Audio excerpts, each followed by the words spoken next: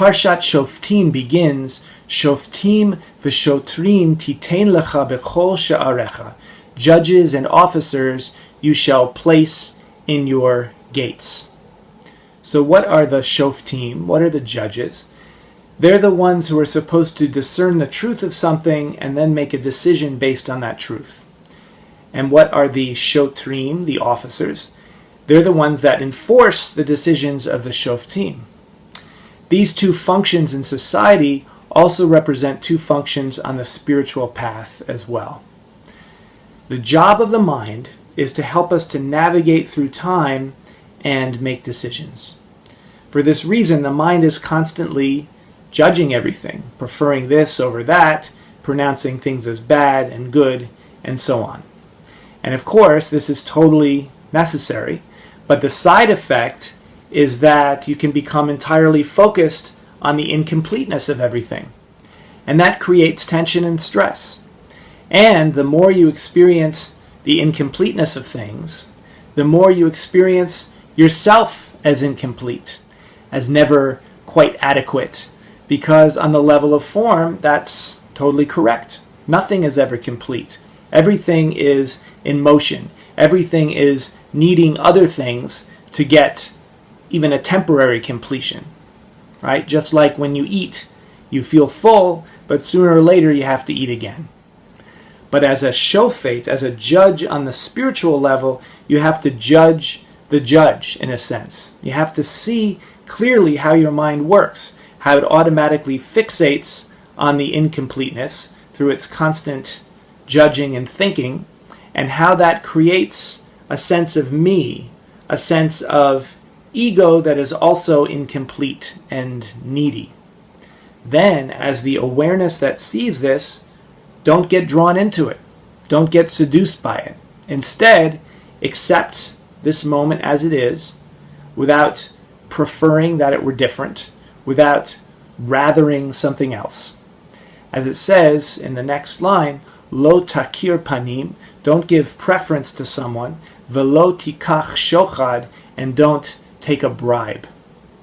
Meaning, don't get sucked into the judgments of your mind that have an ego-enhancing motive. This stepping back from your own judging mind creates a kind of space between you and your mind so that you can feel yourself not as the inadequate me, not as the ego, but as the space of awareness within which everything is perceived, including the feelings of the ego. So that's the first step. Shoftim, transcendence of the mind through awareness of the mind.